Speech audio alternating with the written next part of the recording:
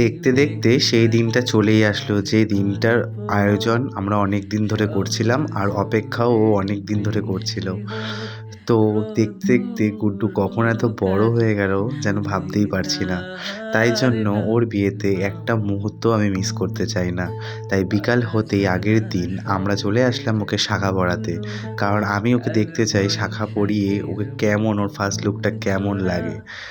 শাখা হলো এমন একটা জিনিস, আমি দেখেছি এটা হাতে উঠলেই যেন হট করে যেন যতই সমবয়সী বা আমার বয়সের থেকেও ছোট মেয়ে থাকুক না কেন, তাদের যেন হট করে তারা যেন একটা বড় হয়ে যায়, মানে একটা এরকম একটা ব্যাপার থাকে। তারপরে আর কি দেরি না করে আমি আর বিশ্ব দুজনে মিলেই চলে এসেছিলাম ওকে শাখা পরাতে নিয়ে। তো তারপরে আর কি অপেক্ষা করছি যে কখন ও শাখা পরাটা কমপ্লিট হবে। ও তো মানে নিজেও খুব খুশি, কিন্তু ওর হাতের মোটে শাখাই পাওয়া যাচ্ছিল না, এত একটা পুচকি হাত।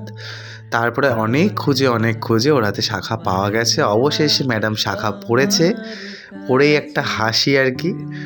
ঠিক আছে, ওর খুবই ভালো লেগেছে। এখন আর কি শাখাতে ডিজাইন করা চলছে।